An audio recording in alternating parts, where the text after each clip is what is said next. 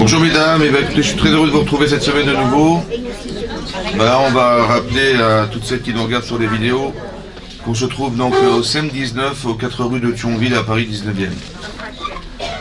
Alors, dans la paracha de Vayetse,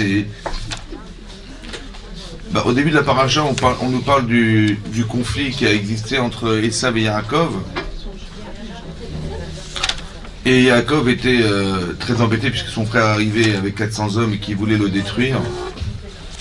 Il voulait en fait exterminer. Et Yaakov, il s'est préparé à trois choses. Il a envoyé des cadeaux à son frère pour essayer de le soudoyer, de retrouver le côté fraternel, la fraternité de son frère. C'est ce qu'il a essayé de faire. Voilà, c'est ce que dit Rashi. La deuxième chose qu'il a faite, c'est de séparer son camp en deux, ce qui était très compliqué. Parce qu'il fallait choisir entre ses femmes, ses enfants, qui allaient d'un côté qui de l'autre. Il a pensé que si Chazvé Shalom et Sav, il va frapper un camp, une partie du camp, l'autre se sauvera. Donc c'est un sauve ce qu'il peut. Voilà, il a essayé de faire ce qu'il pouvait. Il n'a jamais fait la guerre en fait. Il n'a pas fait la guerre. Quand on dit qu'il a fait la guerre, en fait, il a essayé de séparer, d'éviter le pire, on va dire. Voilà ce qu'il a essayé de faire. Et la troisième chose, il a prié Hachem. Et il a dit, Atzile Nina, sauve-moi, je t'en prie, des mains de mon frère, des mains d'Esav. En fait, il a espéré retrouver son frère, la fraternité, et il s'avère que c'est Esav, le persécuteur, qui arrive. Et là, il dit bizarrement, en espérant retrouver son frère, il dit, sauve-moi de mon frère. Non, il fallait dire, sauve-moi d'Esav. Sauve-moi du persécuteur. Et là, il dit, non, sauve-moi de mon frère. Mais quand il a vu que finalement son frère, il venait avec des intentions belliqueuses, et dans l'intention de tuer, il a compris qu'il y a un double jeu. C'est-à-dire qu'on pourrait nous faire croire qu'on est des frères, mais finalement, on n'est pas forcément des frères. Ouais, et c'est ça qu'il a eu peur. En fait, vous savez que c'est marqué dans les Chazal, les Chachamim, d'expliquer que tout ce qui est marqué dans la Torah, oui, à petite échelle, on va dire entre Yaakov et Esav, ça va se vivre un jour à grande échelle. Et donc, ça veut dire que quelque part un jour, vous allez voir que tous les persécuteurs dans l'histoire qui ont essayé de nous exterminer, un jour ils vont venir en disant on est des frères. Et là, il a dit sauve-moi. Sauve-moi de ça. Ça veut dire que, pourquoi c'est ça? Parce que dans toute l'histoire, c'est bizarre mais c'est comme ça, ouais, il y a des gens qui ont essayé de s'assimiler, de devenir des non-juifs, et donc ils ont adulé les gens auxquels ils ont voulu adhérer, et c'est les gens à qui ils ont voulu adhérer qui leur ont traité de sales juifs. C'est pas logique. En vérité, c'est provoqué par Hachem. Pourquoi? Parce que en fait, on devrait être fiers de ce que nous sommes. Et les gens qui ont perdu cette fierté, en fait, ils vont être traités par ceux à qui ils auraient voulu ressembler, que vous ne correspondez pas à ce que vous devriez être. Vous êtes des sales juifs, en fait. Vous avez compris? Pourquoi Hachem il a fait une chose pareille, ce qui n'est pas normal? Parce que le dernier rempart à l'assimilation, c'est que les gens avec qui on voudrait adhérer, ils nous traitent de sales juifs. Vous avez compris? C'est la seule manière qu'on a de ne pas tomber dans le piège. C'est incroyable, mais c'est comme ça. Et donc Yaakov, il va prier, il va essayer de se sauver. Et donc il est marqué dans la Torah, Vayakom Balaylaou. Donc il s'est levé cette nuit-là, donc quand il a su que son frère arrivait, il s'est levé cette nuit-là. Vaikar Etchte Nashav, il a pris ses deux femmes, Vetchte Shifrotav, ses deux servantes, Ve'echadasar Yeladav, et ses 11 enfants. Veyavor et Ma'avar Yabok, il a traversé un fleuve, qu'on pense être le Jourdain, qui était le fleuve de Yabok. Maintenant il a dit qu'il avait combien d'enfants? 11 enfants. 11. Mais il avait combien d'enfants? 12. Et Rachid nous explique et nous dit, c'est bizarre. Parce que Dina, ouais. C'est marqué, voilà, je vous lis Rachid. On va essayer de réfléchir, ne vous affolez pas, mesdames. Parce que je sais que c'est pas évident. Alors, je vais vous expliquer. Alors, il est marqué, Vedina Echanaïta. Demande Rachid, mais elle était où Dina? Venatna Bateva. En fait, il l'a déposée dans une malle. Venal Befanea, qu'il a fermé à clé devant elle, chez Loïtenba Esav Enav, afin que Esav, son frère, ne mette pas ses yeux sur elle. Il aurait pu l'épouser. Il a dit, je ne veux surtout pas qu'il regarde ma fille. Velachen Ne'enash Yaakov. Et on nous dit que Yaakov, il a été puni. Shemana Me'achiv Shema Tarzirou Lemutav. Il a été puni, ouais, que quoi? Elle fait Nafla Biat Shrem. Elle est tombée, cette femme, entre les mains d'un homme qui était Shrem, qui a abusé d'elle. Ouais, voilà ce qui s'est passé pour cette pauvre femme. Après, on va expliquer pourquoi ça lui est arrivé à elle et pourquoi c'est arrivé à Yaakov. Rachid expliquait, bizarrement, c'est bizarre, il dit qu'il l'a caché, cette fille, ouais. Il a surtout pas voulu qu'un rachat comme Esav, il puisse épouser sa fille, donc il a dit on sait jamais. elle va savoir ce qu'il va essayer de faire, peut-être la kidnapper, j'en sais rien, il l'a caché dans une balle. Et là, ça a été reproché parce que, peut-être, Tarzir Otonemutav, peut-être qu'elle aurait pu changer cet homme en bien, en mieux, en meilleur. Ben, depuis quand, dans le doute, on donne sa fille à un rachat comme ça? Ça va? Ça n'existe pas. Donc comment on peut reprocher à Yaakov Avinu et ensuite à elle de lui reprocher? Parce qu'elle a été abusée par un homme. Ouais, elle a été abusée par un homme, carrément, c'était une horreur ce qu'elle a vécu. Et comment ça se fait qu'elle a été touchée par ce fléau et comment ça se fait que lui, il a été touché par ça alors qu'il a eu raison? Comment ça s'explique? Alors, et pourquoi cette violence? C'est incroyable, c'est une violence incroyable. Vous voyez pourquoi cette violence? Et là, on nous explique que, en fait, Rachid nous explique que peut-être qu'elle aurait réussi à changer cet homme. C'est-à-dire qu'une femme, elle a une force en elle. Ouais. Elle est capable de changer son mari. C'est incroyable. Mais pourquoi hein, cet homme en particulier? Alors, peut-être l'idée c'est la suivante. Quand vous voyez Esav, vous voyez le frère de Yaakov Avinu. Bon, quand vous voyez Yaakov, vous voyez un homme, il s'appelle Yaakov Avinu. En fait, il faut savoir que Esav, il représente la nation occidentale. Donc il a tous les occidentaux en lui. Changer cet homme, c'est peut-être changer l'histoire. Peut-être. Est-ce que dans le doute, si on peut éviter la Shoah, tu tentes ou pas? Mais c'est ça que ça veut dire. Vous avez compris ce que je veux dire? Et ça, il a refusé, Yaakov. C'est ça qu'il lui reprochait. On aurait pu changer l'histoire du monde. Parce qu'une femme, elle peut changer un homme. C'est ça qui est extraordinaire. Donc, à la proportionnelle de ce qui peut changer, ouais, il fallait prendre la décision de pouvoir accepter que c'était possible. C'est très très compliqué ce que je vous dis là. Mais ça veut dire que voilà à quel niveau d'exigence on pouvait avoir de Yaakov Avinu. Parce que la responsabilité qui était la sienne, c'était de pouvoir faire que le monde soit meilleur demain. Et donc il avait déjà de sa descendance, mais en plus de tout le conflit qui pouvait tourner autour du peuple juif, qui pouvait être atténué si sa fille elle avait pu épouser Esav. Mais encore une fois, c'est dans le doute. Encore une fois, c'est dans le doute. Oulai Tarzir Otolemutav, peut-être qu'elle aurait pu changer en meilleur. Il aurait été meilleur, influencé par la fille de Yaakov Avinu. Maintenant, ce qui est très intéressant aussi, ça c'est une parenthèse que je vous donne. Vous vous rappelez que Léa, elle pleurait toute la journée? Mais pourquoi elle pleurait? Parce que Rachid nous dit, parce que tout le monde disait, les enfants de Rivka, ils vont épouser des filles de Lavan. Ouais, voilà ce qu'on disait. Et donc, Rachel toute contente d'épouser Yaakov, et Léa, elle ne supportait pas, elle pleurait de savoir qu'elle devait épouser Esav, ce qui n'était pas possible. Bon, ça a été reproché à Léa d'avoir pas épousé Esav? Non, au contraire. Elle a prié, et non seulement elle a été agréée dans cette fille-là, dans sa prière, parce qu'elle a épousé Yaakov avant sa sœur, et en plus elle a eu autant d'enfants que toutes les femmes concentrées de Yaakov Avinu. Donc elle a eu raison ou elle a eu tort? Elle a eu raison. Donc elle a eu raison. Comment c'est possible que comment elle s'appelle, que Dina, elle ait eu tort de l'épouser, alors que sa mère, elle a eu raison de ne pas l'épouser? Vous avez compris la question? Michel Barach.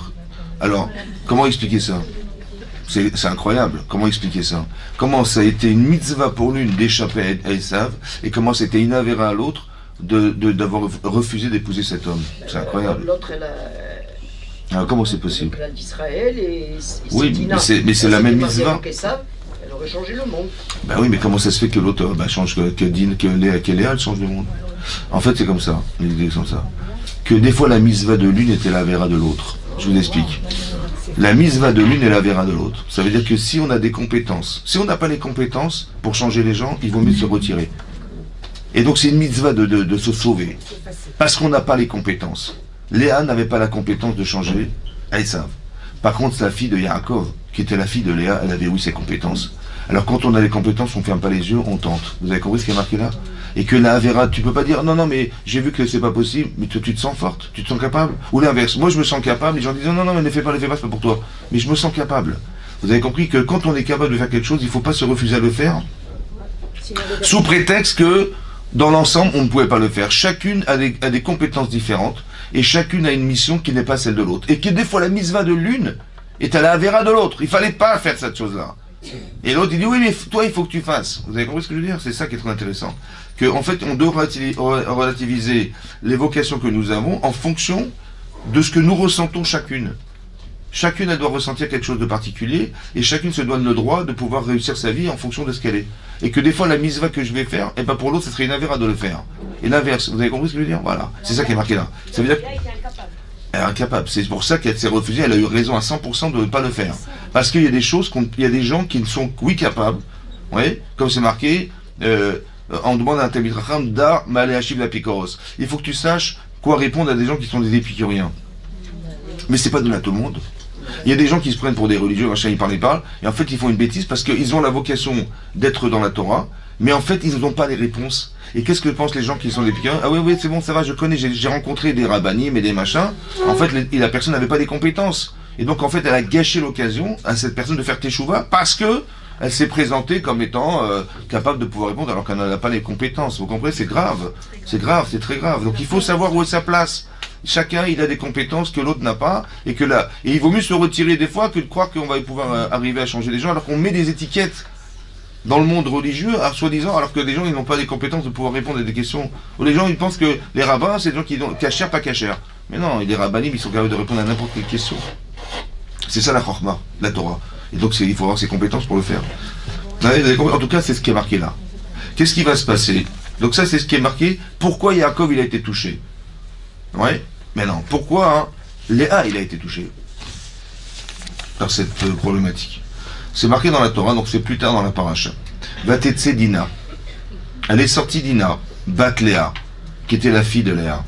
Asher Yada le Yaakov, qui avait accouché pour Yaakov. Lirot Benot Bibnot Haaretz, elle a voulu sortir voir les filles de la terre. Bon, qu'est-ce qui s'est passé en fait?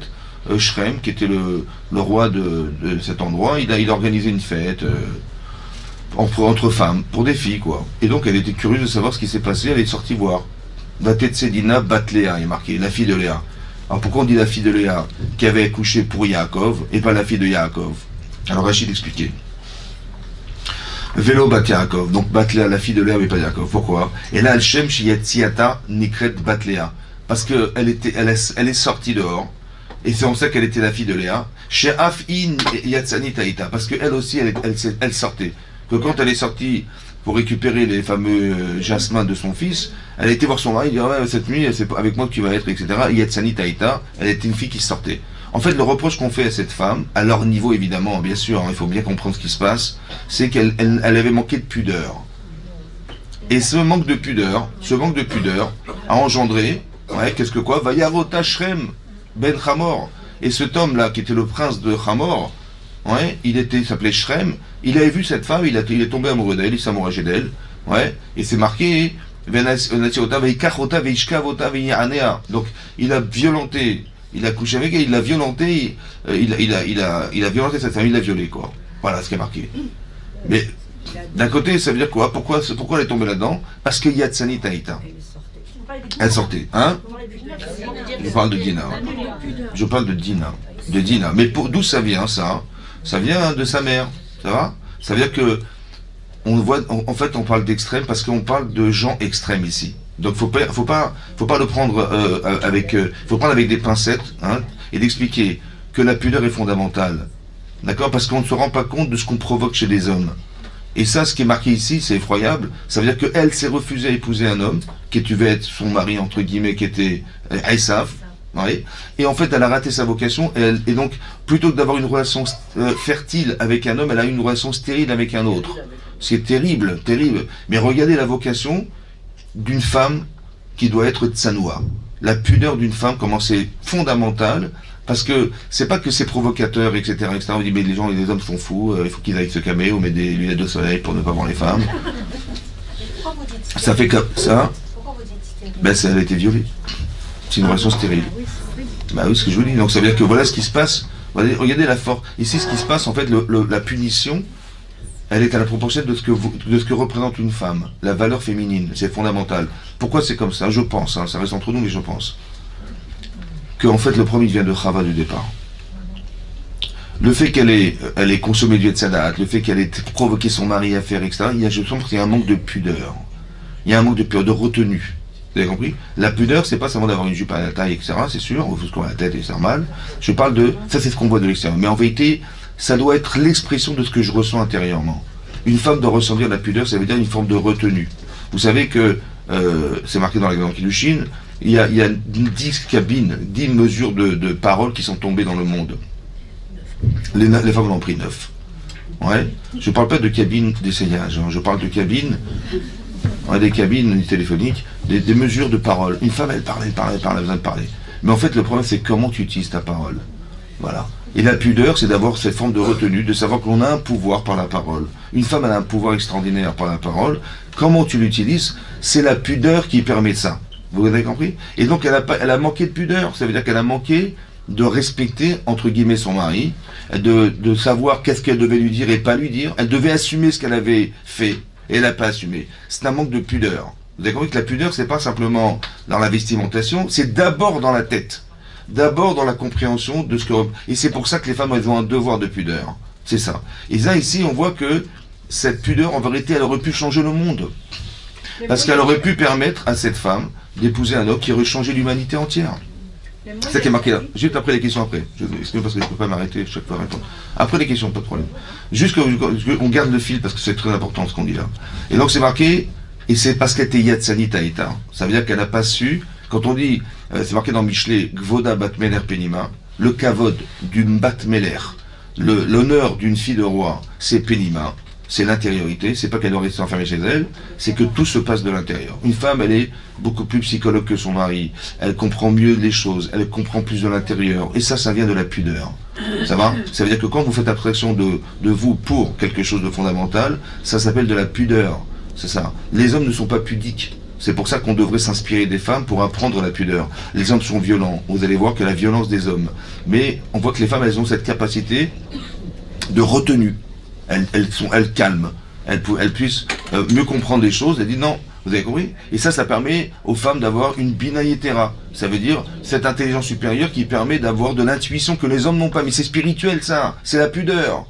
Quand on dit que Sarai, elle avait un niveau de prophétie au-delà de son mari, ça veut dire que la spiritualité chez une femme est très forte. Le judaïsme, il passe par la femme. Vous avez compris, on n'est pas juif par son père, on est juif par sa mère. Ça veut dire que l'essentiel de ce que représente le judaïsme, il passe par les dames. Ça veut dire la pudeur. Vous avez compris? L'essentiel se passe là. Et là, elle a fauté à ce niveau-là. À son niveau, elle a fauté, et c'est ce qui s'est passé. Et donc, c'est marqué ici, Vatil Bak Nafsho Bidina. Et donc, cet homme s'appelait Shrem, il s'est amouraché de cette femme, Dina, Bat Yaakov, Veyav et Neara, Vayedaber Alev Aneara. Donc, il essaie de la séduire en lui parlant, à son cœur. Et sur ce, Shrem, il va voir son père, Hamor. Aviv, il est mort. Kartli et Ayelda Azot Lisha. Il dit, je veux absolument épouser cette fille. Yaakov Shama qui Tim'a et Dina Bito. Et donc il a su, Yaakov, que sa fille a été abusée par cet homme.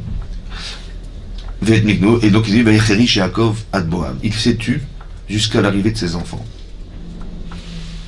Regardez l'attitude de Yaakov. Il faut comprendre ce qui s'est passé. Il a gardé le silence. Il a su, il n'a rien dit. Mais Yaakov Shama, en fait il n'a rien dit parce qu'il a compris que ça aussi, je vous explique un truc très clair. Si Yaakov ne méritait pas que sa fille elle soit abusée comme ça, même si elle avait fauté elle, eh ben elle aurait jamais été abusée par Shrem Betrama. Parce que Hachem, quand il juge en fait les situations, il ne regarde pas seulement ce que la personne a fait, comme ça peut se passer dans la justice en général, humaine. Hein. Vous savez, quelqu'un qui a fait un délit, il va prendre de la prison, on dit ah mais il a une femme, il a des enfants, c'est pas normal. On dit non, écoutez, je suis désolé, il assume, il va en prison, sa femme elle souffrira de savoir que son mari est en prison, ou l'inverse. Mais c'est la justice humaine ça. La justice divine n'est pas comme ça. Si la personne ne mérite pas ce qui doit arriver à l'autre, jamais ça arrivera à l'autre. Jamais. Parce que ça serait pas légitime et juste que la personne souffre de ça. C'est comme c'est marqué, un Rashi qui dit comme ça, Rashi dit que Kirou levafrem, déchirez vos cœurs, Velo tikreu bigdechem, et vous ne déchirerez pas vos vêtements le jour du deuil de vos proches. C'est-à-dire que si vous faites teshuva, les personnes qui devraient mourir ne mourront pas. Pourquoi? Parce que vous ne méritez pas de souffrir pour eux. Vous avez compris comment ça marche? Ça, c'est la justice divine, ça. Ça veut dire que si on fait teshuva, et que chasvé shalom, la personne qui est proche, elle devait disparaître, elle ne pourra pas disparaître. Parce qu'on ne mérite pas de souffrir pour ça. Vous avez compris? Et l'inverse aussi est vrai. Donc Yaakov, il se reproche. Il dit, si il lui est arrivé une chose pareille à ma fille, c'est que j'ai quelque chose qui est ailleurs qui me touche, en fait, personnellement. Et c'est pour ça qu'il se tait, il accepte, il fait teshuva. Mais ce qui se passe, regardez ce qui est marqué. Et donc c'est marqué, Vayetze Hamor Avi Shrem El Yaakov et Berito. Et donc le père de Shrem, ouais, qui était Hamor, il vient voir Yaakov et vous pour lui parler de ça. pour lui parler du mariage de son fils. Obné Yaakov Baou, et tout à coup les enfants de Yaakov interviennent. Minasadé, Keshomam, lorsqu'ils ont entendu ce qu'a fait Shrem à sa sœur, à leur sœur, ils ont été attristés par la situation pour elle, et ils se sont mis en colère. Qui n'est valable à ça, Israël, parce qu'une abomination s'est faite en Israël. L'Ishkav et Bat Yaakov, qu'une fille de Yaakov est abusée par cet homme. Verren Oyasé, c'est une chose qui ne se fait pas. Vaïdaber Hamor Itam. C'est bizarre parce que Yaakov n'intervient plus.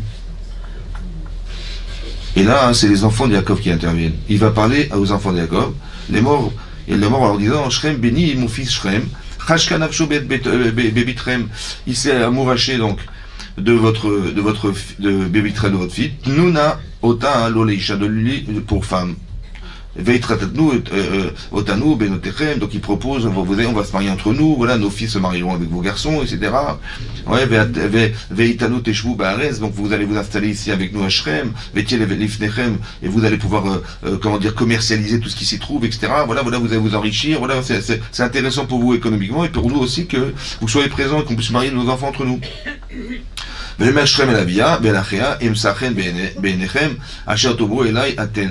Donc j'aurais bien aimé que se trouve grâce à vos yeux qu'il pouviez me donner cette fille. Oui, Irbu alay meod moa, donc je vous donnerai beaucoup de cadeaux, matana, etc. Des matana, veitna kasher tombu elay, tout ce que vous me demanderez, je donnerai. Veitnouli tanera lisha, si à condition que vous me donniez cette jeune femme pour mon fils. Veyanou ken ben Yaakov et Shrem. Alors ce qu'ils ont répondu, ils ont dit, ils sont venus bemirma, bechorma. Qu'est-ce qu'ils ont dit avec sagesse? Ils ont dit, écoutez, je suis avec plaisir, ce serait un grand plaisir, mais vous savez qu'on ne peut pas se marier avec des gens qui sont incirconcis, donc il faut faire la circoncision. Bon, il fallait circoncire toute la ville. D'accord? Et sinon, ça ne serait pas possible. Et donc, qu'est-ce qui va se faire? Il va se passer, donc, Shrem, il va dire absolument, il faut absolument qu'on se circoncie tous, pour qu'il puisse épouser cette femme. Et il y en a qui ont été d'accord, il y en a qui n'ont pas été d'accord, et finalement, qu'est-ce qui se passait? Bon, bah, finalement, ils ont accepté. Et donc, qu'est-ce qu'ils ont fait? Donc, ils ont circoncis toute la ville. Oui. Et Veishmeu el Chamor vel Shrem Beno, qui yotse Sha'ariru, etc. Veimelu et Kol Zachar. Et donc, ils ont finalement circoncis tous les mâles. Sha'ariru de l'époque de la ville. Vaïbem Ashlishi. On était le 3e jour. Biotam Koavim, alors qu'ils étaient en grande souffrance après 3 jours de Brit Mila. Vaikru et Shne Ben Yaakov, Shimon Velevi et Dina. Et là, on dit que les 2 enfants de Yaakov, qui étaient Shimon et Lévi, eux, ils ont pris Dina. Ouais. Dina, pardon, les frères de Dina. À Ishrabo, ils sont venus avec leurs sabres. Vayavu Alaïr Betar, ils sont venus confiants en ville. Vayagu Kol Zachar, ils ont tué tous les mâles. Ve'etra mort, ve'etshrem beno yargu, et même cet homme, le prince et le roi, ils ont tué les filles Harev, Veikru et Dina, ils ont pris Dina, Batchrem ve'yitzeu. Ils ont pris leur fille, qui était prise en captivité, elle était captive, parce que Yaakov, il a demandé à ce qu'on la libère, là elle est captive, hein. Et ils les ont tués, et ils ont récupéré leur sœur. Yaakov, il a demandé à ce qu'on la libère, il a refusé. Et donc ils se sont sentis obligés d'aller la chercher avec la violence. Donc ils ont non seulement ils sont promenés autour des cadavres, mais ils ont aussi dépouillé la ville. Asher Timou Achotam qui avait souillé leur sœur. Pourquoi ils ont dépouillé la ville? Vetsona Vet Bekarem, ils ont pris le menu bétail, le gros bétail, Vetramorer et les ânes, Asher Bahir, qui se trouvaient en ville, Asher Bassadé, et qui se trouvaient dans les champs, Valakachou, ils ont pris aussi pour eux. Ils ont pris du bétail, ils se sont payés. Vetkol Chena, Vetkol Tapam, Vetnechem, non seulement pris tout ce qui se trouvait là-bas, mais même les enfants et les femmes qui s'y trouvaient. Veshavu, Veivozu et Kol Asher Babaït, et donc ils ont après détruit tout ce qui était dans les maisons, ils ont dépouillé tout ce qui était dans les maisons. Vaïma Yaakov et les Shimon. Attention. Voilà l'attitude qu'ont eu les enfants de Yaakov. Ils ont été violents, ils ont pris. Ouais. Comment on explique ça? Comment ça s'explique? Pourquoi cette violence? Pourquoi avoir... Parce que vous savez qu'il y a des lois noires. Des lois de noir. Parmi les lois de noir, il y a 2 lois essentielles qui sont l'abus sexuel et de faire des dinim des tribunaux. Or, Shrem ben Hamor, il a abusé d'une femme, donc il était condamné à mort. Et c'est ce qui expliquait pourquoi ils l'ont condamné. Et pourquoi la ville a été condamnée? Parce qu'ils auraient dû juger cet homme, ce qu'ils n'ont pas fait. Et donc ils ont été complices de cet abus sans juger cet homme. Et c'est pour ça qu'ils ont été aussi condamnés à mourir, parce que toutes les halachot de noir, ça condamne à mort. C'est ça qu'ils ont pensé, comme ça explique le Rambam, et pourquoi ils ont été capables de détruire cet endroit. Pourquoi ils se sont payés? Ouais. Il dit parce que l'abus qu'elle a subi, qui était tellement énorme pour elle, ça valait le prix de ce qu'ils ont estimé de prendre les biens qui se trouvaient en ville, qui va, entre guillemets, rémunérer le dommage qu'elle a subi elle-même. Ça va? Voilà. Hein? Eh ben c'est ce qu'ils ont. Ils ont estimé que c'était ce qu'ils ont pris. C'était ça qui devait dédommager la souffrance qu'elle avait dû subir. Voilà. Maintenant, alors ça c'est le regard, on va dire le regard qu'on doit avoir de l'attitude des enfants de. Seulement bizarrement, Yaakov, il va dire une chose incroyable. Il va dire Vaïma Yaakov el Shimon de Lévi. Donc il va s'adresser Yaakov à Shimon et Lévi. Echartemoti, vous m'avez sali. Par cette attitude, vous m'avez sali. Leavish eni, pour me flétrir. Beyoshev Haaretz, parmi les habitants de la terre, Bekenani ou Bafrizi. Ouais, autour, à côté des Kenanéens et des Frizim. Vani, mettez Misbar, moi je suis un petit nombre de personnes, on est petits, on est une petite famille. Venesfoa, là, ils vont se rassembler contre moi. Veikuni, ils vont me frapper. Venishmati, ils vont m'exterminer. Ani ou Beti, moi et ma famille. Il dit, vous avez fait une folie. Fallait pas faire ça. Parce que vous avez mis en danger ma famille. Et vous imaginez ce que vous avez pensé faire de bien parce que vous avez voulu venger votre sœur, parce que elle était prise en captivité, vous avez voulu la libérer, Monsieur Shrem, il voulait rien savoir, et vous avez fait preuve de violence. Voilà. Et ça, vous m'avez mis en danger. Vous m'avez mis en danger. Ma famille. Voilà. Comment ça va? Comment je vais m'en sortir pour pouvoir sortir de ce problème-là? Parce que la violence entraîne ça. Oui. Pourquoi c'était grave aux yeux d'Yaakov Avinu? Parce que là, il n'a pas fait de reproche autre que de dire vous m'avez sali. Il n'a pas parlé de ce qu'ils ont fait, de l'acte. Ils n'ont pas reproché l'acte lui-même. Ils ont dit vous m'avez sali, vous m'avez mis en danger ma famille, moi et ma famille. Donc on risque d'être détruit à cause de tous les pays voisins qui vont vouloir défendre en fait Shrem et Shrem, Hamor et tout le peuple des Rivi qui ont été exterminés là ici par Shimon et Lévi. Vous m'avez mis en danger, voilà ce qu'il a dit. Mais il n'a pas parlé de la faute elle-même.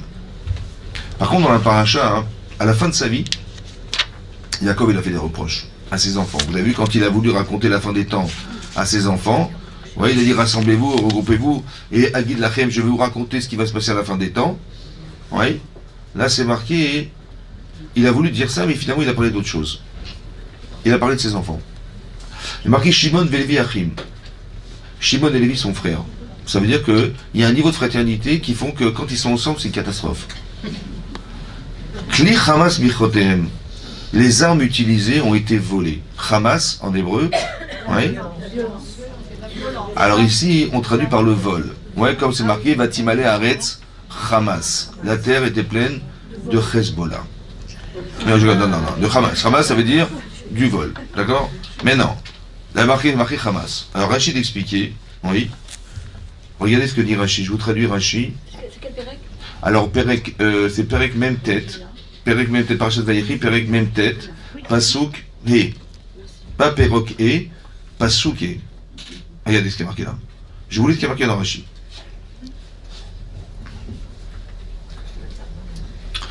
Kli Hamas. Donc, des armes volées. Umanuzo chez le Retzira.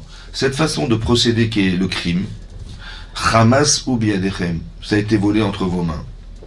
Mi birkat Esav. Ça vient de la bracha qu'a fait Yitzhak à Esav.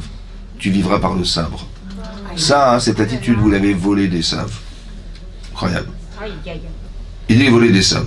Il y a marqué Na'agu Atzman, Bikli Hamas, Kemo Bachatem, etc. Donc il dit, Rachid nous dit que, j'ai sauté une ligne, voilà, pardon. Zo Manuto chez Esav, ouais. Atem Bachastem Otam Emenu. Et c'est vous qui l'avez volé de lui. C'est-à-dire l'attitude d'utiliser les armes. Ça, c'est une chose que Yaakov n'a jamais faite. Vous avez vu que lui, il fait la petite là, il va séparer le camp en deux, mais jamais il utilise la violence, ni la force, ni quoi que ce soit. Et donc il dit que quoi? Il dit Besodam altavo nafshi. Non seulement c'est une conséquence grave de ce que vous avez fait, mais ça a des conséquences dans le futur. Laquelle? Besodam, dans leur secret, altavo nafshi, que mène pas mon âme. Ou bik alam, et dans leur assemblée, altechat kevodi, ne concentre pas mon honneur. Ki be'apam. Par leur colère, de Shimon et Lévi, Argou Ish, ils ont tué un homme. En fait, ils ont tué toute la ville comme un seul homme. Ou Birtsonam, par leur volonté, Ikrouchor, ils ont déraciné un taureau qui était Yosef. En fait, qui c'est qui était contre Yosef, essentiellement, qui voulait tuer Yosef, chez Shimon et Lévi. À cause de quoi? À cause de la colère. Il n'a pas maudit ses enfants. Il a maudit la colère. Ça veut dire que quand on maîtrise pas la colère, oui, voilà ce qui se passe. Ça fait des ravages. C'est ce qui a marqué. Mais alors c'est qui? Sodam al-Tabo Nafshi, dans leur secret. Rachid dit le secret, ouais, c'était Zimri ben Salou qui descendait de Shimon. Vous savez que Zimri ben Salou, ouais, il était chef de la tribu de Shimon. Et qu'est-ce qu'il a été faire? Il a voulu épouser la fille de Midian, qui était la princesse de Midian. Il a été voir Moshe, il dit, dis-moi, je peux l'épouser? Ne me dis pas non, ne me dis pas non, ne me dis pas non. Tu as épousé, toi, la fille de Yitro. Ça va? Voilà. Et etc. Donc il est tombé là-dedans. À cause de quoi? Pourquoi il s'est rebellé en vérité contre la référence rabbinique qui était Moshe Rabbeinu? Comment c'est possible? Et pourquoi et Alam, dans leur assemblée, c'est qui? C'est Korach, qui descend de Lévi. On dit Korach, Ben Issa, Ben Kat, Ben Lévi. On dit pas Yaakov Avinu. Parce que tout ce que Korach a fait est issu de Lévi. La violence verbale que le Korach il a eu contre Moshe Rabbeinu, elle vient de Lévi. Vous avez vu les midotes, comment il faut travailler les midotes? Nous on croit que c'est personnel. Mais non, ça va au-delà de ce que vous faites. On ne fait pas teshuva pour soi-même. On fait teshuva pour ne pas engendrer chas v'shalom que nos enfants ils puissent se rebeller contre la Torah un jour. Vous imaginez ce que ça veut dire ça? C'est ça qui a marqué là. Besoda matavonavshi, il dit, je ne suis pas touché par ça, dit Moshe, dit Yaakov Avinu, parce que ça ne vient pas de moi, ça vient de mes enfants. Ça veut dire que voilà ce qui se passe, la violence utilisée par Shimon et Lévi. Mais il dit, mais ils ont fait la justice. Ça va? Ça a été reproché. Vous avez vu que c'est eux qui sont intervenus? Pourquoi ils n'ont pas laissé leur père parler? Mais c'était pas à eux d'intervenir, c'était à qui? Il voulait pas parler peut-être. C'était à Yaakov qui devait parler. Mais il était silencieux. Il s'est tu, il n'a pas voulu dire, il a attendu ses enfants. Mais en vérité, il a attendu ses enfants pour pouvoir intervenir avec eux. Voilà. Qu'est-ce que vous pensez qu'il a cru? Et quand il a vu qu'ils ont pris les armes, etc., quand il a vu Yaakov qu'ils ont été sauvés leur sœur, qu'est-ce qu'il a pensé en fait? Quand il a entendu l'argument qui était de dire, faites la circoncision, et c'est bon, ça va? Qu'est-ce qu'il a cru en fait? Il a cru qu'ils allaient être handicapés par la circoncision, et qu'ils allaient prendre Dina et s'en aller. Il ne pensait pas qu'ils allaient tuer. Ils ne pensaient pas qu'ils allaient utiliser les armes et la violence. Ça a été volé des sables. C'est pas de chez nous, ça. Ça veut dire que c'est très intéressant de voir que quand arrive une difficulté, en fait, on nous demande de prier. Pas de se battre contre ça. Pourquoi c'est comme ça? Écoutez-moi bien. Quand Yaakov, il est revenu de chez Lavan, ça va? Ça faisait déjà 36 ans qu'il avait quitté ses parents. Parce qu'il est parti 14 ans à l'Yeshiva, ensuite il est parti 20 ans chez Lavan, entre-temps il est parti à Sukkot, il a mis 2 ans pour retourner, finalement retrouver ses parents. Il s'est passé 36 ans de sa vie sans qu'il ait eu de problème avec Esav. Aucun problème avec Esav. Et à part ça, Hachem lui a dit, écoute, là où tu iras, quand il est arrivé de l'échelle, il a dit, Hachem lui a dit, je te garderai là où tu iras, je te garderai. Donc c'est-à-dire qu'il a la promesse qu'Hachem il va le protéger là où il ira. C'est ça? Tout à coup, Veishlach Malachim Lefanav, il a envoyé des anges devant lui vers Esav Achiv. Esav Achiv. Esav, son frère. Bah Esav, c'est son frère, et son frère, c'est ça. C'est quoi Esav Achiv? En fait, il doute. Je sais pas qui je vais retrouver. Le persécuteur, qui va vouloir garder cette vengeance contre moi, il va me tuer, comme ça avait été prévu au départ. Je sais pas. Ou bien Achiv, il a fait Teshuvah. Il a compris que finalement, la bracha ne lui revenait pas. Et qu'elle me revenait à moi, parce que j'ai racheté son droit d'aînesse, et de droit, j'ai réussi à recevoir la bracha, lui, il avait refusé d'accepter au départ, en refusant le droit d'aînesse, il refuse la bracha qui va avec, la bénédiction qui va avec. J'espère qu'il a fait toujours, je vais retrouver mon frère. Je sais pas. Qu'est-ce que lui envoie Hachem? Ben, il lui envoie Esav. Et pas seul, hein, il est bien 400 hommes. Mais comment ça se fait qu'il a eu peur de retrouver Esav, et on lui a envoyé Esav? Mais non, il fallait lui envoyer son frère. J'espérais, il espérait. Et à part ça, hein, il faut comprendre pourquoi à l'instant T où il pense qu'il va retrouver Esav, peut-être, et ben il va retrouver vraiment Esav sur le champ. C'est-à-dire que la réalité, c'est celle qui va confronter, qui est Esav. Pourquoi c'est comme ça? Et pourquoi Yaakov il doute? Pourquoi il doute? Pourquoi on doute dans la vie? Pourquoi on doute dans la vie? Mais pourquoi on doute? Pourquoi tu as peur? Pourquoi? Pourquoi tu n'as pas confiance? Hachem il t'a dit je te garde où tu iras. Mais pourquoi? Pourquoi? Yaakov, c'est pas n'importe qui. 1. 2. Hachem lui a fait des promesses qui garantissent qu'il ne va jamais te toucher. Pourquoi tu as peur? Vous savez pourquoi c'est comme ça? c'est ce qu'on appelle la faute. Écoutez-moi bien. Il y a marqué Shema Tigromachet. Peut-être qu'il a fauté. Ça va? Alors comment il sait? C'est une faute. Il faut savoir comme ça. La faute, c'est pas forcément ce que vous faites, ce que nous faisons. La faute, c'est ce que nous sommes. Vous avez vu que là, il a maudit la colère. La colère a provoqué la faute. Mais c'est la colère qui est problématique. Évidemment, quand on est coléreux et coléreux, on fait des bêtises. Mais il faut travailler sur la bêtise ou sur la colère. C'est ce qui a marqué là. Il a dit que soit maudite la colère. Il faut faire tes choix sur la colère. Il faut que vous compreniez que si Yaakov il a eu peur d'Esav, c'est qu'il y avait un problème avec Esav. Il n'a pas solutionné la relation qu'il avait avec Esav. C'est pour ça qu'on a peur d'Esav. Si quelqu'un est fort dans sa tête, il a confiance en lui, il n'a aucune raison d'avoir peur.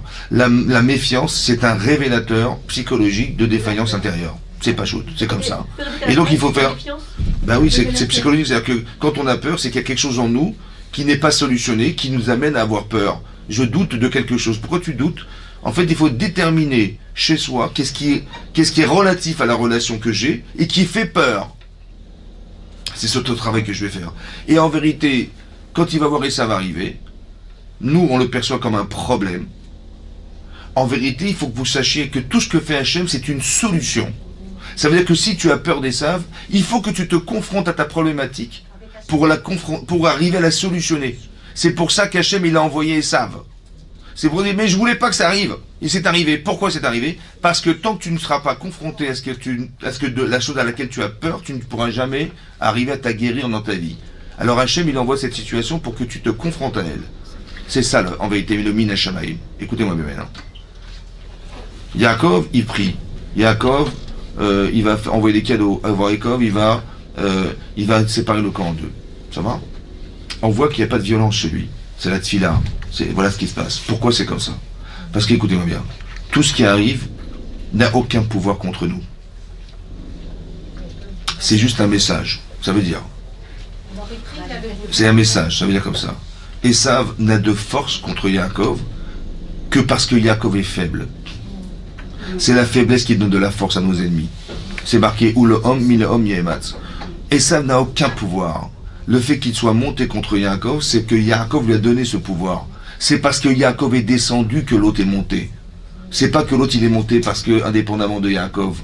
Jamais nos ennemis ne peuvent monter contre nous si ce n'est que nous sommes descendus. On leur a donné ce pouvoir. C'est nous qui descendons et quand on descend, c'est eux qui montent. Mais jamais ils montent tout seuls. Et c'est quand nous on monte que eux descendent parce qu'on les fait descendre. Ça veut dire quoi? C'est comme ça. Si dans nos têtes on est clair, ils ne pourront jamais monter contre nous. C'est clair et net. Si tu doutes, si tu dis mais c'est légitime que j'ai peur, non, tu ne dois pas avoir peur. Tu dois avoir confiance en Hachem. Tu dois avoir confiance en toi-même. Et si tu n'as pas confiance, il faut que tu pries pour qu'on te donne cette force. Mais jamais, jamais, il faut savoir que, il faut jamais renoncer, mais il faut savoir, mais savoir que la force, la violence qui est exprimée à l'extérieur de soi vient du manque de violence qu'on aurait dû se faire sur nous-mêmes. Et qui va faire que, ça veut dire que cette réalité n'a aucun sens, si ce n'est qu'elle est un repère de défaillance personnelle. Et donc, qu'est-ce que je dois faire? Je dois m'accrocher à ma émouna, à mes misvot, à ce que je peux m'engager, et ça va disparaître. C'est pas qu'on va se battre, pour détruire ce qui nous fait mal. Comme si que le problème c'était Esav. Non, Esav n'est qu'un repère émotionnel que je dois ressentir, qui veut faire que, vous avez compris comment ça marche? Yaakov, il a eu peur de tuer.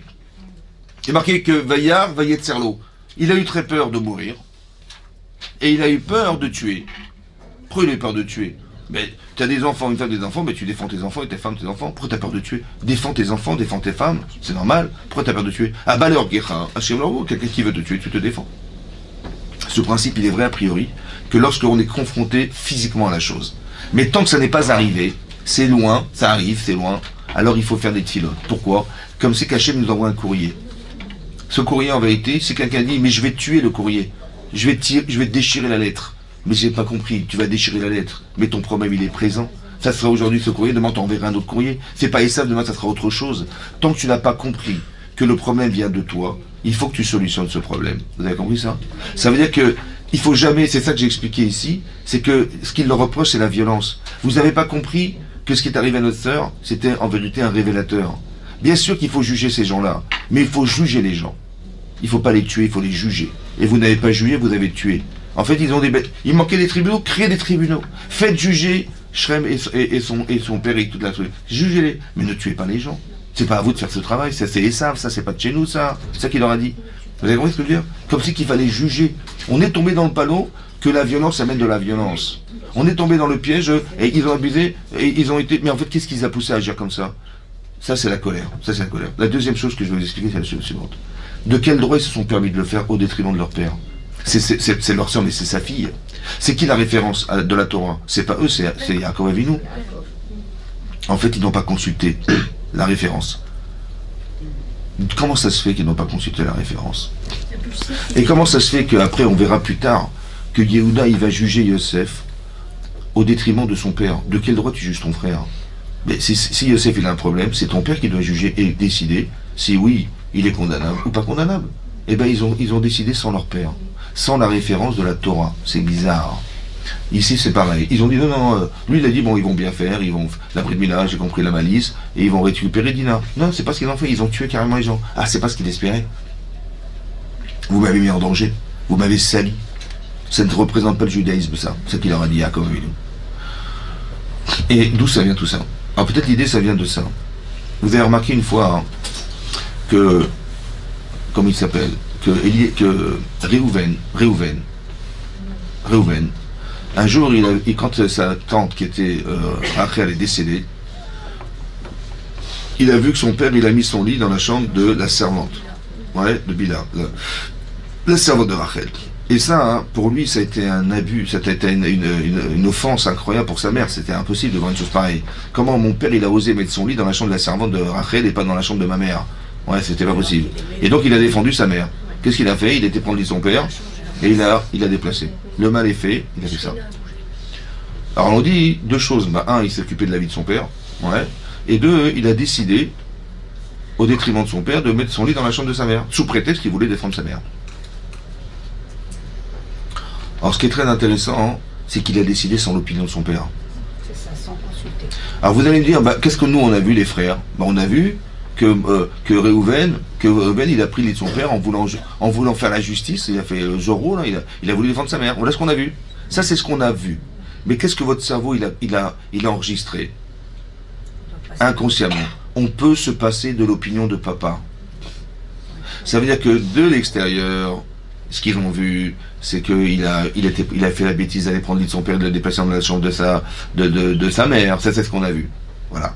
Mais en vérité, votre cerveau, il raisonne pas seulement consciemment dans ce que vous voyez, mais inconsciemment ça va beaucoup plus loin, parce qu'inconsciemment, votre cerveau, il tient des raisonnements que vous n'avez pas consciemment. C'est de dire, tu vois, des fois, on peut se passer de papa, on peut se passer de la Torah, on peut se passer des autres. Et ça, inconsciemment, c'est ce qui est rentré dans le cerveau de Shimon et Lévi. C'est pour ça qu'ils se sont passés de l'opinion de Yaakov Avinu. Et c'est tellement puissant que même Yehuda, il s'est passé de l'opinion de son père. La problématique, c'est quand on ne sait pas qu'est-ce qu'on fait, on va voir un rave. Je sais pas. Je dis, mais ouais, mais c'est normal, je suis énervé, hein. Mais j'ai compris, mais ne tranche pas la lacha, madame, parce que tu penses que c'est comme ça, c'est légitime, c'est juste, peut-être que c'est faux, vous avez compris. Et la manière de faire, et la façon de penser, il y a une logique de la Torah qui n'est pas forcément la tienne, il y a une façon de te comporter qui n'est pas forcément celle que la Torah préconise qu'on fasse. Vous avez compris? Mais je dis, bah, ma soeur, c'est pas une fille des rues, ils ont prétexté, voilà ce qu'ils ont dit. Je dis, ouais, t'es énervé, il a compris, mais c'est ta colère en vérité qui t'emballe. Et c'est ça qui a fait que tu n'as pas été consulté Yaakov Avinu. Et c'est ça qui a fait que tu as jugé, que tu devais juger que la situation, parce que c'était ta sœur. C'est vrai, c'est ta sœur, mais c'est aussi sa fille. Et le premier concerné, c'est pas toi, c'est lui, en fait. Parce que c'est sa fille.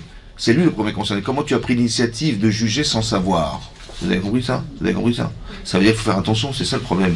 Le Yetzer Hara, il nous manipule, soi-disant, il utilise des gens qui sont d'une grande justesse, des gens qui respectent la Torah et les mitzvot, qui respectent la justice d'Hachem, mais ils font l'erreur de le faire. Ça c'est mal. Ils ont mis en danger Yaakov Avinu. Ils ont mis en danger le clan Israël, parce que si Chas Shalom, tous les pays autour ils s'étaient retournés contre Yaakov, cette petite famille elle aurait disparu. Et c'est très grave ça, vous avez compris ce que je veux dire? Mais soi-disant, mais on a fait la justice, on a fait machin, j'ai compris, mais sois chacham. C'est quoi la chorma? C'est pas de savoir ce que tu vas faire à l'instant T où tu vas le vivre, c'est les conséquences que ça peut engendrer qui sont très graves. Et à cause de quoi on n'est pas capable? À cause de la colère. À cause de la colère. C'est-à-dire quand on est énervé, on réfléchit pas. On s'acharne à vouloir éliminer ce qui nous dérange, sans se rendre compte que c'est très grave et ça peut engendrer des conséquences très dramatiques. Vous avez compris pas? On est tombé dans un panneau. Moi, ça m'a fait réfléchir. Pourquoi? Parce que c'est quoi la situation actuelle? Voilà, justement. Ouais. Est-ce que vous... Oui, ça veut dire qu'ils ont fait un stratagème en bloquant, en handicapant tous les hommes. Et ils seraient rentrés, ils auraient pris Dina, ils seraient repartis avec. C'était fini, pas besoin. Ou alors après, ce qu'on aurait dû faire, bah, on aurait créé des tribunaux et ils auraient jugé. On aurait fait la loi, la lacha. Voilà, la lacha, c'est que les Bnei Noach, ils vont juger. Il y a juste fini, juste comme ça. Voilà ce qui s'est passé en Israël le 7 octobre. Voilà, c'est ça. Ça va? Oui, Voilà. c'est ça que je voulais poser comme question. Qu'est-ce qu'on aurait dû faire et qu'est-ce qu'on a fait? Ben, on a dit, c'était un abus, il y a eu des viols, il y a eu des... C'est exactement ce qui s'est passé là. Il y a eu des captifs, etc. On leur demande de rendre les... D'un côté, il y a une incohérence et ça peut nous énerver. Parce qu'on se dit, je comprends pas. Imaginez-vous, à Paris, il y a un type, il vient là, à Paris, et il kidnappe des gens. Il rentre dans une famille, il kidnappe des gens, ouais. Et il dit à la police, au GIGN, écoutez, libérez les prisonniers qui se trouvent là-bas, sinon je les sors pas. Qu'est-ce qu'on fait? Hein? Non mais lui monsieur il a pris des gens en captivité pour libérer des prisonniers, des tueurs. Ça va? Il dit ouais c'est le mec, il n'a pas besoin d'aller se casser la tête à essayer de rentrer de force dans la prison. Il dit voilà je kidnappe quelqu'un et je demande à l'État de libérer des prisonniers qui sont des criminels en puissance. Ben qu'est-ce qu'on leur dit? On dit écoutez monsieur lâchez les armes. Ça va? Libérer les prisonniers sinon on vous tue. C'est ce qui va se passer. C'est ça qu'on aurait fait. Ouais. Et là qu'est-ce qu'on entend? Ah non non non. Vous entendez ça vous? Moi je sais pas, j'aurais dit au Hamas, j'aurais dit écoutez je suis désolé, rendez les armes. C'est vous qui utilisez ce peuple égyptien, ce peuple palestinien comme des boucliers humains. Ouais. En fait vous n'avez pas kidnappé des gens. Et vous prenez en otage des innocents pour libérer des tueurs qu'on du sang dans les mains. On aurait dit quoi? On aurait dû dire, écoutez, on aurait dû tous unanimement dire, tous les pays de la terre entière, écoutez, on négocie pas avec des terroristes, vous rendez des armes, sinon... et c'est comme ça qu'on aurait pu libérer, on aurait jugé ces gens-là, l'ONU aurait dû juger ces gens-là, et les condamner, ouais, et qu'on aurait mis toute la terre entière contre ces gens-là, pour, éviter que les Palestiniens qui veulent faire la paix, ben, ils soient toujours confrontés à des gens qui la veulent pas, parce que c'est pas des gens qui veulent faire la paix, c'est des gens qui veulent tuer, en fait. Et donc on aurait dû faire, c'est ça qu'on aurait dû faire ou pas? Bien sûr, c'est ça qu'on aurait dû faire. Mais c'est pas ça qu'on a fait. On a utilisé la violence. On a utilisé la violence. Mais qu'est-ce que la violence entraîne? La violence entraîne de la haine, va entraîner de la violence. On aurait dû en vérité utiliser la justice peut-être. Et c'est ça qu'on aurait dû peut-être faire. C'est ça que Yaakov il veut faire. Ça, Klir Hamas Michotem, la violence que vous avez utilisée, elle est contre nous en fait. Parce que maintenant, on risque de déclencher des trucs. Est-ce que c'était la solution? Je ne sais pas. Il faut réfléchir à ce qui s'est passé. Et après je réponds aux questions. Il faut réfléchir à ce qui s'est passé. Et voir qu'est-ce qu'on a fait et qu'est-ce qu'on aurait dû faire. Parce que là, vous avez vu que c'est un engrenage incroyable. Comment on s'en sort? Peut-être qu'on est bête, on aurait dû dire, voilà ce qui s'est passé, c'est très grave. Au lieu d'utiliser ça comme un argument pour se débarrasser du mal, en le jugeant, et que toute la terre entière elle aurait jugé, et ben qu'est-ce qu'on a fait? On a été frappé là-dedans. Et qu'est-ce qu'ils font eux? Maintenant ils nous manipulent en disant, en fait, l'inversion, vous avez compris ce qui se passe? On est manipulé, c'est-à-dire que quelques hommes comme ça manipulent tout un pays entier, on est des pantins quoi, on fait ce qu'on veut. C'est incroyable. Vous avez compris, c'est incroyable. Mais on aurait pu faire autre chose. C'est ça peut-être qui est marqué dans la Torah. C'est pour ça qu'il s'est mis en colère. Il dit, mais vous m'avez mis en danger. En fait, vous avez mis en danger toute l'Israël parce que ça peut s'enflammer et ça peut faire Chazé Shalom, des trucs comme ça. Qu'est-ce qui s'est passé pour que ça soit calmé? On ne sait pas ce qui s'est passé. Vous voyez? Qu'est-ce qui a fait que tous les habitants de Kenani, de Frisé et tout ça, ils ne sont pas rebellés contre le clan d'Israël? Ouais. Alors je vais vous lire ce qui est marqué. Et après on va essayer de comprendre. Donc il a dit, donc Yaakov il s'est énervé contre ses enfants, il a dit mais qu'est-ce que vous avez été faire? Vous m'avez mis en danger, moi, on est une petite famille, ouais, vous m'avez mis en danger contre tous ceux qui vont... Ça va? Alors, voilà. Et donc qu'est-ce qui s'est passé? Je vous lis ce qui est marqué. Plus tard c'est marqué, Vaïseou, et donc ils ont voyagé, ils sont partis. Vaï Chitat Elokim Aleharim. Chitat Elokim. La crainte d'Hachem, elle est devenue sur les villes. Hachas Ivotem qui était autour d'Israël, autour de Yaakov. Vélo Ratouach Bene Yaakov, ils n'ont pas été pourchassés. Ah, rien compris là. Il y a un miracle. Ils ont eu peur autour d'eux, toutes les nations ont eu peur, et ils n'ont pas été pourchassés Yaakov Avinu alors qu'il avait massacré la ville, ses enfants avaient massacré la ville, et que comment ça se fait que ça ne s'est pas déroulé comme il avait dit? Alors là-bas, c'est marqué comme ça dans le Midrash. Yaakov, il a prié. Et les enfants de Yaakov, ils ont été demandés à Yitzhak de faire la tfila.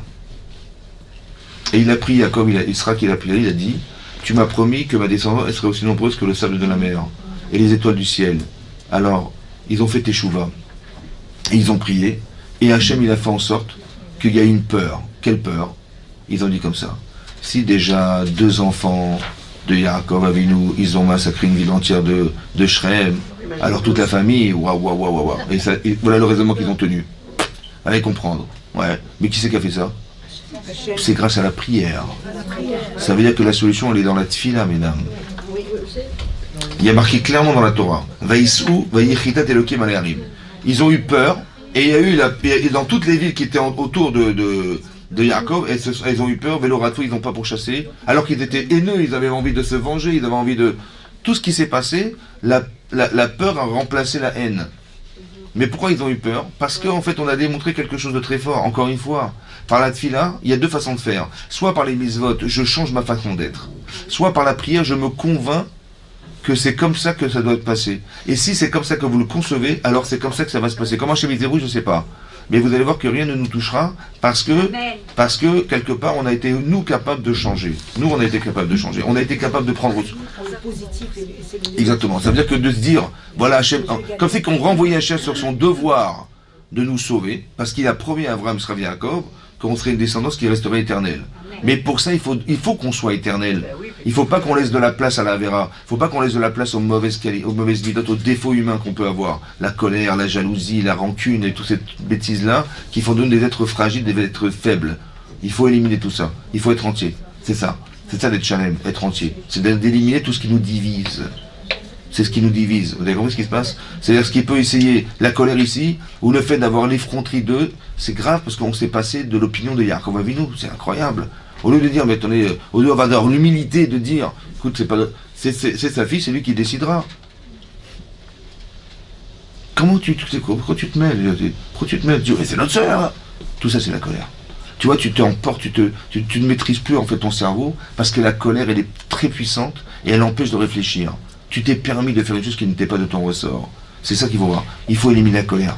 Arou rapam, que soit maudite la colère. C'est-à-dire, on doit faire un travail de midot, de concentration, de pudeur, de maîtrise de soi. C'est fondamental. Il faut que ton cerveau soit plus fort que la bêtise. Vous avez compris? Il faut que tu sois être intelligent, ça veut dire de savoir que voilà ce que je vais faire, voilà ce que c'est entraîner. Essayer de réfléchir à long terme et de voir qu'est-ce que peut entraîner la colère ici, ou l'insolence, ou le manque de pudeur, ou alors le fait de devoir se venger, de vouloir faire la justice, etc., etc. En fait, des fois, c'est articulé par le Yetzer Hara. Faites attention, il faut qu'on fasse tous attention à ça. Qu'est-ce qu'il fallait faire? Il fallait faire la tfila. Il fallait faire la tfila, ça veut dire comme ça. Yaakov, il a prié. Yaakov, il a fait teshuva. Et c'est comme ça que celui qui voulait le tuer, qui était Esav, le matin, il arrive et il l'embrasse. Je sais pas compris. Il vient avec 400 hommes pour le tuer. Et, comment? Mais j'ai compris, mais ce qui est ressorti de l'opinion de Rashi, il dit même Rabbi Shimon Bar Yochai, il dit c'est une halakha. Esav sonnait Yaakov. C'est une halakha. Yaakov, il est haï par Esav. Ce moment-là, il a aimé Yaakov. Mais c'est très très important, ça veut dire quoi? Ça veut dire qu'on peut changer la réalité si nous on change. Vous avez compris ce qui se passe? C'est-à-dire que ce que vous voyez, c'est que le décor, comme si c'était la projection de ce que nous sommes. On est fragile, alors on va voir, on va être attaqué par ce qui est fragile. Et si nous on change, ça va disparaître. C'est ça qui a marqué. Et Yaakov, il arrive, il voit son frère arriver, et il l'embrasse, il dit, voilà, il va dire une chose incroyable, il va dire ce que l'ange a dit. Yaakov, il a dit, je te lâcherai pas tant que tu me béniras pas. À cet ange. Et qu'est-ce qu'il lui a dit? Quoi bénir? Comment tu vas bénir ton ennemi? Ton ennemi va te bénir. Non. En fait, il a dit comme ça. Il faut absolument que tu reconnaisses que la bracha me revient. Et je veux que tu reconnaisses que ce que mon père m'a béni, ça me revient, et ce que mon frère y revendique, ouais, ça va s'éliminer. Mais à qui il parle? À lui-même. À son Yetzer Hara. Mais qu'est-ce qu'il lui a dit son Yetzer Hara pour qu'il ait besoin de lui dire « Je te lâcherai pas tant que tu me béniras pas, tant que tu ne reconnaîtras pas que ma bracha, elle me revient. » Ça veut dire qu'il a pensé, le Yetzer Hara lui a fait croire que la bracha ne lui revenait pas. Il dit « Mais non, laisse tomber les brachot, laisse tomber, c'est pour les clochards, c'est pas pour toi. » Et là, il a compris que c'est ça qui le mettait en danger. C'était du Yetzer Hara en fait. Alors il dit « Non, je te lâcherai pas. » Comme si que nous, on doit se dire, si je sens que j'ai une faiblesse, je te dis, non, non, non, je n'écoute pas. À l'intérieur de moi, je me dis, mais non, mais c'est bon, ça va, t'es suffisamment religieux. Je dis, attends, il y a pire que toi, non? Bon, ça va, contente-toi de ce que t'es. En fait, je t'écoute pas. Non, non, non, je dois prendre sur moi. Je sais que ce qui m'arrive, tout ce qui arrive, en vérité, c'est une faiblesse. Et alors, il faut que je dise à mon Yitzhara, non, non, non, il faut que tu reconnaisses. Comme si je devais convaincre mon Yitzhara que c'était faux. Que je devais reconnaître que je dois être plus engagé dans la Torah et Mitzvot, plus d'émouna. C'est une autre façon de réagir que je devais avoir. Parce qu'il m'a embrigadé dans une relation avec les autres qui était fausse en fait. Vous avez compris ce que je veux dire? Comme si on devait se parler à soi-même, mais quand vous parlez à vous-même, vous parlez à ce qui est faux en fait. On parle à ce qui est faux. Je dis mais je suis pas folle, j'ai entendu, j'ai bien compris que je vois ce que je me suis dit. C'est pas toi qui t'es dit, on t'a fait dire. Et donc il faut arriver à se convaincre, c'est ça le travail. Et comme vous arrivez à vous convaincre, vous devenez Israël. Alors vous allez voir que Esav n'a aucun pouvoir contre vous. C'est ça qui est marqué.